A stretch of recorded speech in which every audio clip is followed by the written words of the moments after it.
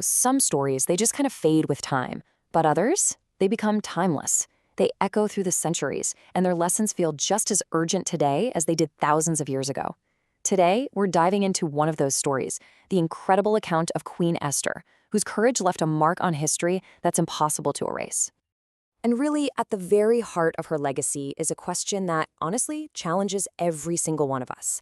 How can one choice, made by one person, in one specific moment, send ripples out that literally alter the course of history for an entire people? That's the question we're going to dig into. This line right here, this is the pivot point for the entire story. It's a challenge from her uncle Mordecai, and he's basically saying, hey, maybe your position, your influence, your entire life, maybe it's all been leading up to this one single critical moment. It's the ultimate call to find your purpose.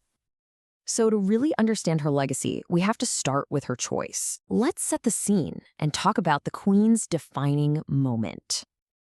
Okay, so the situation was absolutely dire. Here's Esther, a Jewish woman who became the queen of Persia, all while keeping her identity a secret. Then she finds out about this horrific plot to wipe out her entire people. And her choice was terrifying. She could stay silent and probably save her own skin. Or she could approach the king without being summoned, an act that was punishable by death, and plead for her people. She chose to risk it all. That unbelievable act of courage had immediate, and I mean lasting, consequences. It created a legacy that wasn't just written down in a book. It was something to be celebrated for generations to come. And here's what's so fascinating. This isn't just a suggestion like, hey, it'd be nice if you remembered this. No, it's a command. The story itself actually mandates its own remembrance. It ensures that the deliverance that came from Esther's choice would never, ever be forgotten. And that mandate, well, that's what gave rise to the Feast of Purim. It's a direct, living, breathing legacy of her courage. It's a celebration of survival, and it's a powerful reminder that even in the darkest, most hostile places, hope is not lost. But her story's influence didn't just stop there. Not by a long shot. It resonated far beyond just one tradition, creating these powerful echoes in other faith communities too. It's really interesting to see how the story is seen through different lenses. In Jewish tradition, especially for those living in exile throughout history, Esther is this profound symbol of survival, of God's hidden care for his people. But then in Christian theology, her actions are often viewed as a model of self-sacrificial love, almost a foreshadowing of key New Testament ideas, and as this amazing example of vocation, of being called by God for a very specific purpose. And in fact, Christian interpreters often connect Esther's famous words, "If I perish, directly to this very principle. Her willingness to lay down her own life for her people is seen as this incredible example of sacrificial love. And underpinning all of these different interpretations is this huge idea, providence.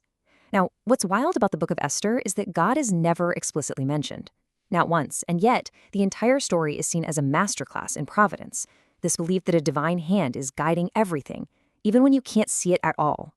So let's bring this all into the present. What can we actually take away from this ancient story today? Well, it offers us a really powerful blueprint for courage. You can pretty much break her approach down into 3 key steps. First, she finally embraced her true identity as a Jew, and she accepted the huge risk that came with it. Second, she acted with this strategic humility, using wisdom and patience instead of just brute force. And third, she trusted in a purpose that was way bigger than her own personal safety, and she found her strength in that conviction. What this really teaches us is that true courage, it often starts with just boldly embracing who you are, even when, and maybe especially when, it's costly or dangerous. That is a timeless lesson on integrity that speaks to any person or any community that's facing opposition. All right, so let's pull all these different threads together and get back to our first question. Why does her story endure? Why are we still talking about it? Her legacy lasts because it speaks to some of our deepest human and spiritual questions. It affirms that, guidance can exist even when it's totally unseen, that faithfulness can endure even in the bleakest possible circumstances, and, maybe most importantly, that absolutely extraordinary things can be done through ordinary people.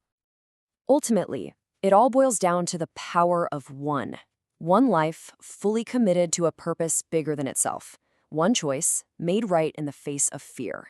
Esther's story is the ultimate answer to our first question, because it proves that a single person making one courageous choice truly has the power to change the world.